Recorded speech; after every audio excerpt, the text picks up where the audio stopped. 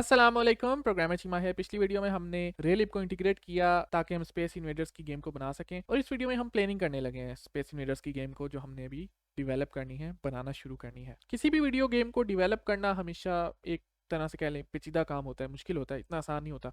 लिहाजा ये एक ऐसी चीज़ है जिसके लिए प्लानिंग बहुत ज़रूरी होती है। जब आप प्रॉपरली प्लान कर लेते हो कि गेम का स्ट्रक्चर क्या होगा और गेम के अंदर क्या क्या एलिमेंट्स हैं, तो गेम को प्रोग्राम करना भी आसान हो जाता है और आपके जहन में एक विजन होता है कि गेम को हमने किस तरह से प्रोग्राम करना है।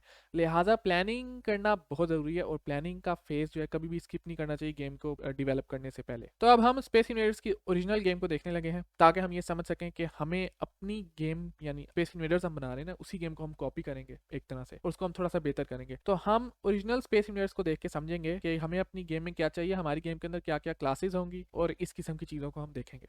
तो आइए वीडियो की तरफ। तो ये है वो video space invaders 1978 arcade game play, ये चैनल का नाम भी आ रहा है, just want to give him credit. अब हम गौर करते हैं कि यहाँ एक स्कोर का एलिमेंट आ रहा है, एक हाई स्कोर आ रहा है, 3 किस्म के एलियंस हैं, और ये गोली मार सकता है हमारा प्लेयर जो नीचे है।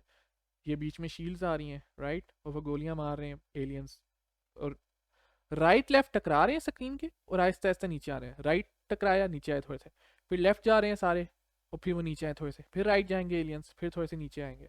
और गोलियां जो है वो रैंडमली मार रहे हैं एलियंस, कोई इनमें पैटर्न नहीं है, ठीक है।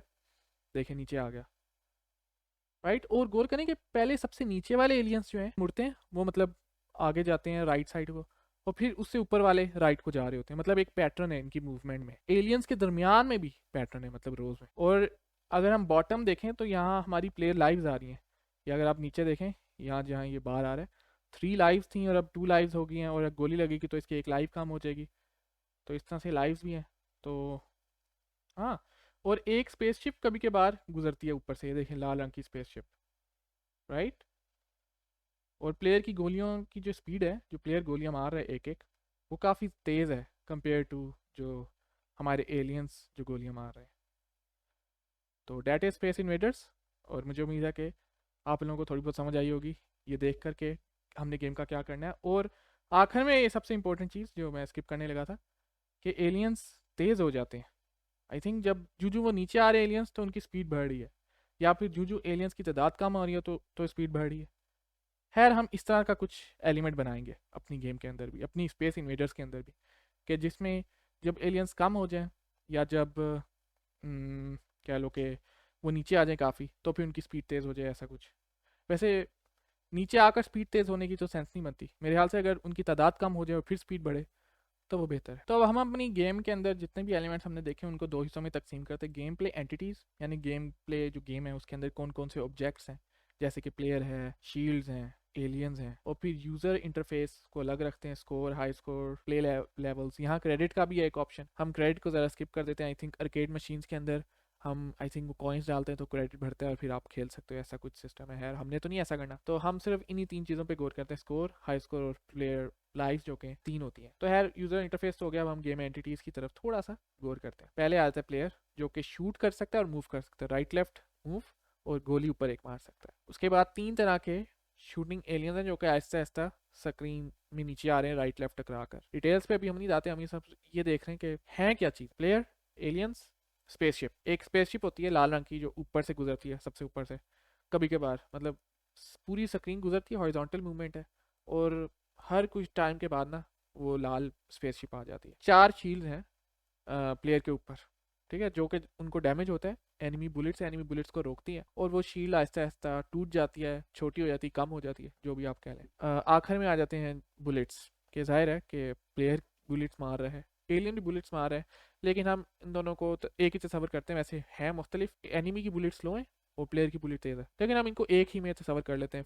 एक बुलेट की अगर क्लास होगी तो वही एक क्लास की बस स्पीड अगर चेंज हो जाए ऑब्जेक्ट की, तो फिर दोनों की बुलेट कवर हो जाती है इससे। और यहाँ एक एडिशनल चीज़ मैंने डाली है, मूविंग बैकग्राउंड, के मूविंग बैकग्राउंड अगर डल जाए, यहाँ तो काले रंग का सिंपल बैकग्राउंड है, अगर एक मूविंग बैकग्राउंड जिसमें सितारे हों वो भी डल जाए और वो मूव कर रहा हो, तो काफ़ी अच्छा लगेगा। एलियंस मूवमेंट कर रहे हैं और यू नो थोड़ा बेहतर लगेगा। तो ये एडिशनल चीज़ हम करेंगे अपनी गेम में। That is it. अब हमारा क्लास का स्ट्रक्चर क्या होगा। हमारी जितनी भी क्लासेस होंगी, player, bullet, alien, spaceship, shield और बैकग्राउंड, वो सारी की सारी एंटिटी क्लास की सब क्लास होंगी। ये एंटिटी पेरेंट क्लास है, और ये जितनी भी नीचे एरोस आ रहे हैं ये सारी चाइल्ड क्लास है एंटिटी क्लास के।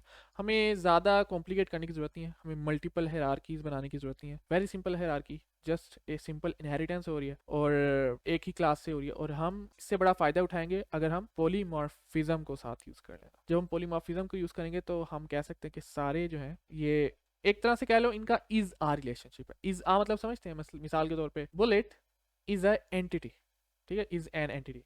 Alien is an entity, spaceship is an entity, shield is an entity. लिहाजा अगर ये सारी चीज़ें एंटिटी हैं तो हम जो एंटिटी के फंक्शंस जो भी होंगे उनको ये सारे क्लासेस इनहेरिट कर रही होंगी, तो हम इन सबको एंटिटी तस्वर करके उन सेम फंक्शंस को इस्तेमाल कर सकते हैं और एक तरह से इन सारे डिफरेंट ऑब्जेक्ट्स को, इन सारी डिफरेंट क्लासेस को, जब वो एक ही क्लास से सब क्लास हो मतलब इनहेरिट हो रही हो, तो उन सबको एज एन एंटिटी मतलब एक ही क्लास को समझते हुए इस्तेमाल कर सकते हैं। ये काफ़ी मज़े की चीज़ है और काफ़ी पावरफुल चीज़ है और इसको हम पॉलीमॉर्फिज्म कहते हैं। और अगर आपको नहीं पता तो लिंक ऊपर आ रहा होगा पॉलीमॉर्फिज्म का, उधर आप जाके देख लें कि पॉलीमॉर्फिज्म है क्या भला, और हम इसको इस्तेमाल करेंगे क्योंकि object oriented programming is the real way of doing game development मेरी नज़र में, लेकिन खैर इसको डिनाई भी किया जा सकता है। अब हम आ जाते हैं VS कोड में और मैंने अपना स्पेस इन्वेडर्स का प्रोजेक्ट खोला हुआ है और अब हमने ढेर सारी क्लासेस बनानी है, वो सारी क्लासेस जो हमने अभी देखी हैं। सबसे पहले मैं एंटिटी क्लास बनाता हूँ क्योंकि एंटिटी वो क्लास है जिधर से बाकी सब लोगों ने इनहेरिट करना है। तो entity.h